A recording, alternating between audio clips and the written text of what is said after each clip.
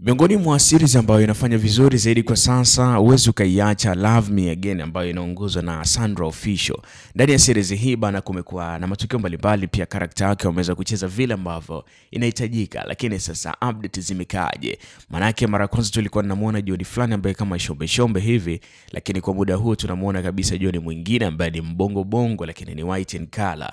Sababu kubwa ilikuwa ni kwamba yule Joni wa mwanzoni amepata tatizo la kiafya, hivyo akikaa sawa atarejea. Lakini bado tukaja kumuona yule Joni ambaye Sandra alisema kuwa ana matatizo ya kiafya, yupo katika series nyingine kabisa ambayo ni Last Chance. Mashabiki wanajiuliza sababu hasa ni nini? Ni kweli ana matatizo ya kiafya ama kulikuwa na nini hapa nyuma pazia? Nikwambie karibu sana, ungana nami kwanza mwanzo hadi mwisho. Cha kufanya ni kusubscribe YouTube channel yangu hapa, and then utaweza kupata kila kitu ambacho kimetokea.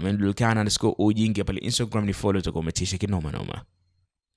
Ukweli ni kwamba mara baada ya Joni kuweza kubadilika, maana yake pale kuna process na mchongo ambao ulikuwa unatengenezwa kwa kutafuta Joni mwingine. Sandra alikuja moja kwa moja na kueleza kwamba sababu kubwa iliyomfanya kumuondoa Joni katika hii series ni kwamba Joni yuko kwenye matatizo ya kiafya na pia yuko anapatiwa matibabu ya kiafya, hivyo haitokuwa nzuri sana kwake kuweza kuendelea na hii series.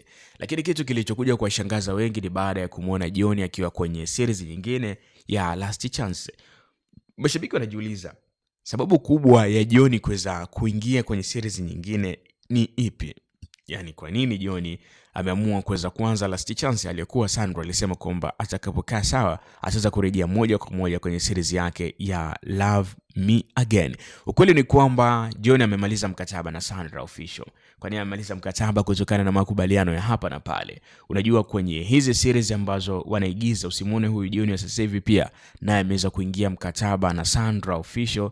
Huyu Tina anaigiza, huyu Suzy anaigiza, huyu Kani, huyu Mr. Tano, wote hawa wameingia kwenye mkataba maalum na Sandra ili mradi waweze kutimiza ile series hadi pale itakapofikia mwisho.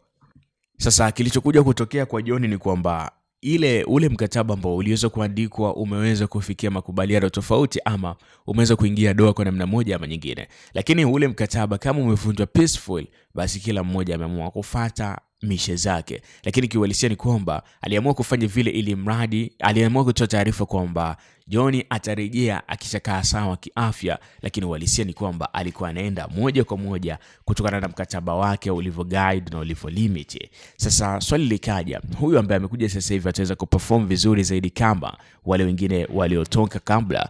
Uhalisia ni kwamba jamaa ameweza kucheza vizuri zaidi. Naweza kusema amecheza vizuri zaidi kuliko hata Joni aliyepita, by the way, kutokana na acting zake, moments zake. Yani jamaa anajua kucheza na emotional sana. Kwa hivyo Joni wa sasa hivi na Joni wa zamani kuna difference kubwa sana, lakini Joni sasa hivi ana perform better zaidi kuliko hata Joni wa zamani. Ni vile tu watu walimzoea sana yule shombe, lakini kuhalisia huyu jamaa ana perform vizuri sana. Ni upi mustakabali wa Joni kule baada ya kucheza Last Chance? Akipata nafasi nyingine, tunaita tena chance nyingine kuweza kurudi kwenye Love Me Again, ataweza kurudi ama itakuwa ndo imeisha hapo hapo? Nikwambie tu kitu chote ambacho kinaendelea kuhusiana na hii series ya Love Me Again, utaweza kupata update nyingi zaidi hapa, na series inayofuatia inatoka lini, itakuwaje kuaje, utaipata hapa pia. Cha kufanya ni kubonyeza neno subscribe chini ya video hii ili mradi uweze kupata update na video kamili, notification pale ambapo video mpya itatoka. Twende kwenye comment section hapo niandikie,